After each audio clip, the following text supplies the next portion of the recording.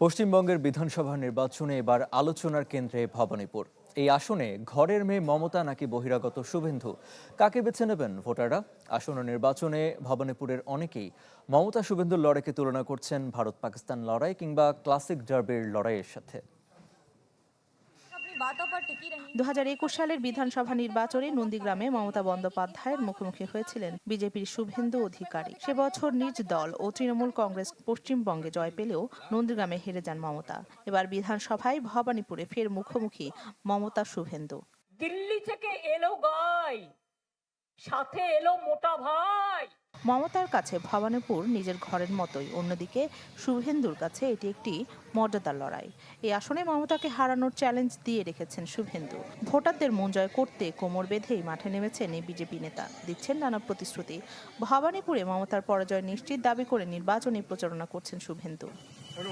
সময়ের সাথে সাথে দেখা দেয় নিত্য নতুন প্রয়োজন। রেডি থাকতে হয় প্রতি মুহূর্ত। তাই এলো ইনোভার, যেন আপনি লাইফে থাকেন রেডি প্রতিদিন। Innova, designed for now.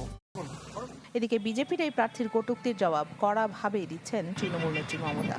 Suvendu ও মোদী সরকারের সমালোচনাকে নির্বাচনী প্রচারের অন্যতম হাতিয়ার বানিয়েছেন তিনি। টুকরো টুকরো করছে আবার দেশটাকে। ভোটার বিন্যাসে ভবানীপুরকে বলা হয় মিনি ভারতবর্ষ।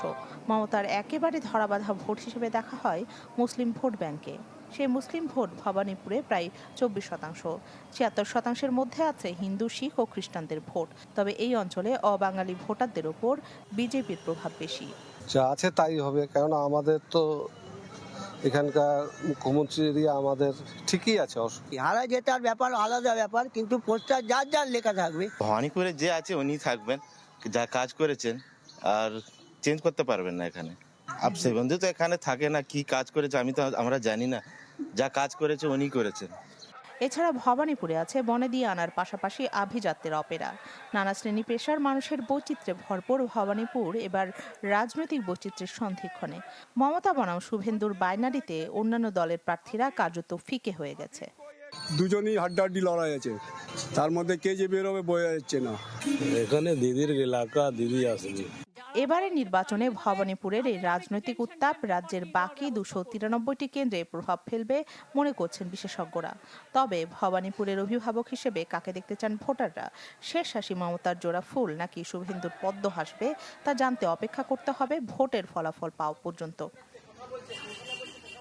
রাখি জেসমিন, চ্যানেল 24।